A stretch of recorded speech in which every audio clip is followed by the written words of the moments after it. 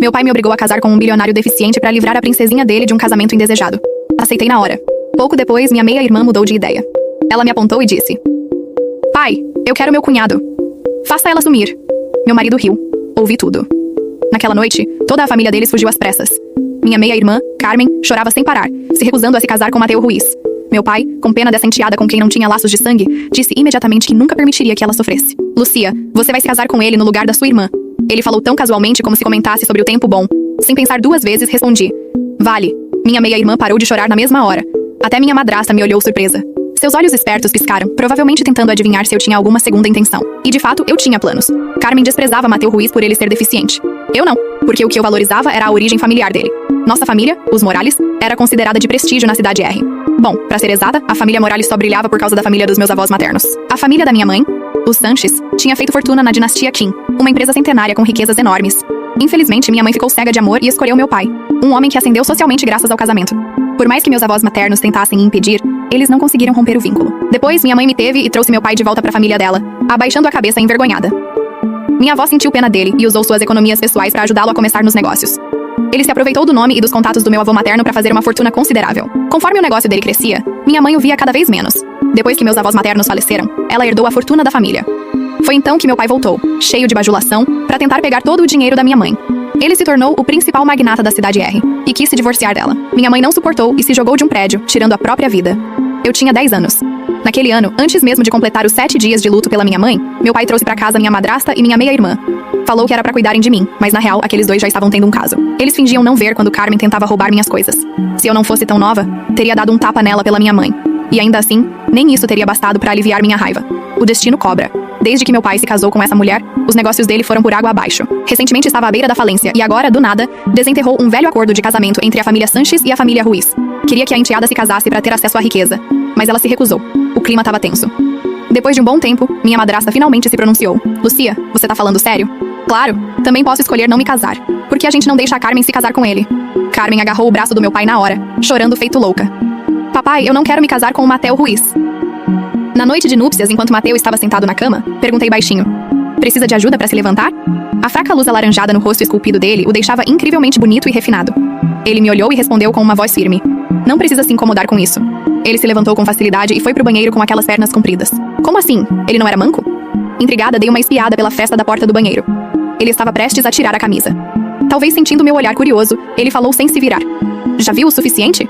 Meu rosto queimou de vergonha e voltei rapidinho. Desculpa, pode continuar. Enquanto ele tomava banho, procurei de novo todos os boatos sobre Mateu Ruiz. Num evento público recente, ele tinha aparecido em cadeira de rodas. Como ele costumava manter um perfil discreto e pouco se sabia a respeito, surgiram rumores sobre a suposta deficiência. Mas o Mateu Ruiz daquela noite não só andava normal, como nem tentou esconder isso de mim. De repente, 2009, um pensamento louco passou pela minha cabeça. Será que é um impostor fingindo ser o Mateu Ruiz? Pensando nisso, não resisti e dei outra espiadinha pela porta do banheiro, semicerrando os olhos para enxergar lá dentro. No banheiro cheio de vapor, notei uma marca de nascença circular de cor roxo escuro na cintura dele. Era mesmo o Mateu Ruiz. De repente, ele se virou. Pernas longas e esguias, corpo impecável, e aqueles músculos abdominais definidos. Quem não ficaria hipnotizada com aquela visão? Sai! Assim que ele falou, uma toalha grande caiu precisamente na minha cabeça. Desculpa. Agora que eu tinha confirmado a identidade dele, comecei a me sentir desconfortável. Ver alguém pelado na primeira vez que a gente se encontra não é muito apropriado, né? Mas a gente estava casado, então tecnicamente não éramos estranhos, certo? Não, pera. A gente praticamente não se conhecia antes do casamento, então éramos quase estranhos. O barulho da água parou e meu coração deu um pulo. Pensei, seja o que Deus quiser. Se eu morrer, morri. Na pior das hipóteses, deixo ele me ver pelada também. Mateus saiu enrolado numa toalha, secando o cabelo enquanto andava. Gotas d'água escorriam pelos ombros largos e expostos. Ele ergueu aqueles olhos escuros e franziu a testa. Por que ainda tá aqui? Fiquei sem reação por um instante. Pra onde eu deveria ir, Dona Rosa? 1 minuto depois, a senhora Rosa me levou até o quarto ao lado. Senhorita, este vai ser seu quarto a partir de agora. Acho que entendi onde ele era deficiente. Mateu Ruiz 2010. Não tenho problema nenhum pra dormir em lugar novo. Na verdade, me senti mais em casa aqui do que na minha própria casa. Eu dormi assim que deitei e apaguei até o amanhecer. Quando a senhora Rosa bateu na porta, chamando pro café na sala de estar, vi uma figura alta reclinada numa cadeira, as pernas cruzadas. Se eu não me enganasse, ele estava lendo um jornal. De repente, me lembrei do meu avô materno, falecido há mais de uma década. Ele adorava se sentar numa poltrona, tomando sol enquanto lia o jornal. PSK, que coisa antiquada. O homem virou a cabeça de repente, os olhos escuros. Que foi? Tá me encarando por quê? Disfarcei rindo. Você é nitidamente uma pessoa normal, então por que vive usando cadeira de rodas? Mateu não explicou nada. Já tava tomando o café que a senhora Rosa trouxe. Senhorita, por favor, coma.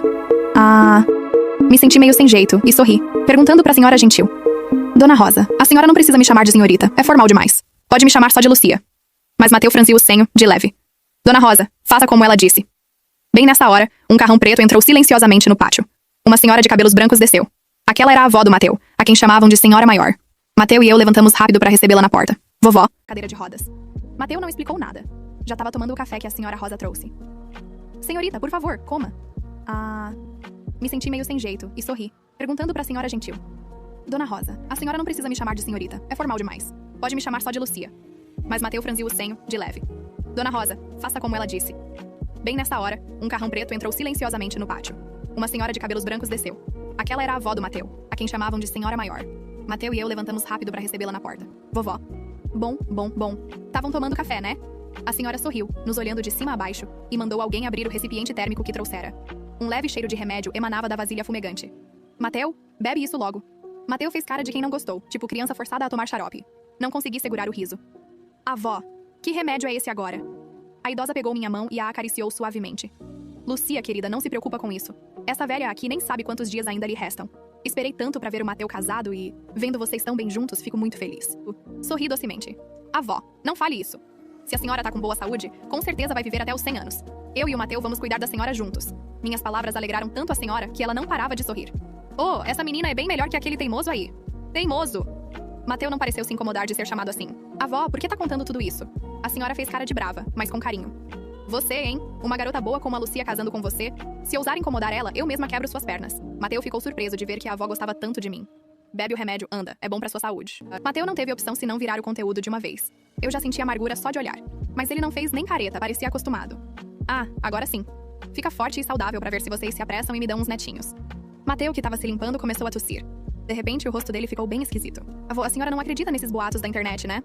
Como espectadora que sabia mais do que o público em geral, eu sabia que o Mateu não era manco coisa nenhuma. Na real, ele era o herdeiro de um dos impérios mais poderosos da cidade. E a suposta deficiência não passava de uma estratégia pra desmascarar quem tava ao redor dele. Por que você finge ser deficiente? Perguntei sem rodeios. Naquela noite, jantando sozinhos na sala de jantar elegante, o som dos talheres na porcelana fina formava uma musiquinha suave que contrastava com a tensão do momento. Mateu ergueu o olhar do prato, os olhos escuros me estudando com uma intensidade que me fez prender a respiração. Um sorriso enigmático apareceu nos lábios antes de ele responder. Por que você aceitou se casar comigo tão fácil? Touché, pensei, enquanto cortava meu bife delicadamente. Mas eu perguntei primeiro. Além disso, acho que mereço saber a verdade sobre o homem com quem acabei de casar. O silêncio se estendeu por uns segundos, enquanto ele parecia pensar nas próximas palavras. A luz suave do jantar projetava sombras dramáticas no rosto dele, perfeitamente esculpido. As pessoas mostram quem realmente são quando acham que têm alguma vantagem sobre você. Começou ele, a voz grave ecoando no espaço íntimo. Minha deficiência me permitiu ver a verdadeira face de muita gente, incluindo sua meia-irmã. A forma como as pessoas tratam quem consideram mais fraco diz muito sobre elas. Não pude evitar um pequeno sorriso ao lembrar da Carmen, tão fútil e cruel, rejeitando o Mateu justamente por esse teatrinho que ele havia criado. Então, tudo não passa de um teste elaborado de caráter? Um teste em que sua família fracassou miseravelmente, confirmou ele, se servindo de mais vinho tinto na taça de cristal. O líquido rubi brilhava sob a luz das velas. Menos você. Você nem piscou quando sugeriram que se casasse com o aleijado. Isso me intrigou desde o começo. Talvez porque eu não ligava se você era deficiente ou não. Respondi com honestidade, sustentando o olhar penetrante dele. Eu tinha meus próprios motivos para aceitar esse casamento. Vingança? Perguntou, os olhos cintilando com um interesse quase predatório. Justiça, corrigi, sem desviar o olhar. Meu pai destruiu minha mãe por dinheiro e status. Ele usou e sugou ela até não sobrar nada além de uma casca vazia. E depois, como se não bastasse, trouxe aquela mulher e a filha dela pra nossa casa antes mesmo do corpo da minha mãe esfriar. Passei anos esperando o momento certo. E eu faço parte desse momento? Completou Mateu, agora genuinamente curioso. Ele se inclinou, cotovelos apoiados na mesa, o rosto mais perto do meu. Fascinante. Parece que nós dois temos nossos jogos em andamento. A senhora Rosa entrou em silêncio para retirar os pratos, mas Mateu fez um gesto para que ela parasse. Leve a sobremesa pro escritório, por favor. E uma garrafa de Bordeaux de 82. Ele se levantou com aquela elegância natural de um predador, me oferecendo a mão. Acho que temos muito o que conversar, querida esposa. Por que não me conta mais sobre seu plano enquanto a gente curte uma sobremesa num ambiente mais reservado? Segui ele pelos corredores da mansão, observando o jeito seguro e elegante de andar. O homem à minha frente era um enigma, tão diferente do coitadinho deficiente que minha família achava que ele era. Pela primeira vez desde a morte da minha mãe, senti que tinha encontrado alguém que realmente me entendia.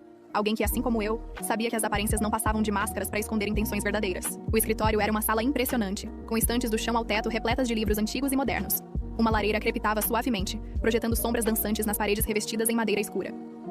Antes de continuar, disse Mateu, fechando a porta atrás de nós.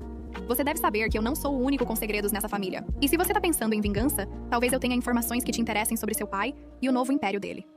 Ele se aproximou de uma escrivaninha de mogno elegante e apertou um botão escondido embaixo do tampo. Um painel na parede deslizou sem fazer barulho, revelando um cofre moderno. Os dedos dele se moveram com agilidade no teclado numérico, enquanto eu observava cada detalhe, fascinada por ver como cada gesto desmentia anos de deficiência fingida. Seu pai, começou ele pegando uma pasta de couro preta tão macia que parecia absorver a luz. Não é o empresário brilhante que todo mundo pensa. Na verdade, o império dele tá construído numa rede de mentiras tão frágil que só precisa de um sopro pra desmoronar, tipo um castelo de cartas na tempestade. Meu coração disparou enquanto Mateu abria uma série de documentos sobre a escrivaninha. Fotos em papel brilhante, extratos bancários com cifras de deixar a cabeça tonta, e-mails impressos que revelavam conversas que nunca deveriam ter saído das sombras. Uma vida inteira de enganações exposta ali, como um cadáver numa mesa de autópsia. Você sabia que sua mãe não se suicidou? As palavras dele caíram como um raio em céu limpo, iluminando uma verdade que eu sempre suspeitei, mas nunca ousei encarar. Havia laudos médicos alterados, recibos de pagamentos, transferências bancárias e até ameaças a médicos que se opuseram. Minhas mãos tremiam ao segurar o relatório original da autópsia. O papel amarelado estalava sob meus dedos, e as palavras pareciam dançar na minha frente. Sinais de luta, níveis incomuns de sedativos no sangue, contusões pré-morte. Mas como? Minha voz falhou sem conseguir formular uma pergunta coerente enquanto meu mundo se reescrevia a cada nova revelação. Sua mãe descobriu algo que não devia, continuou Mateu, me servindo uma taça generosa de vinho tinto. O líquido escuro cintilava como sangue sob a luz fraca do escritório.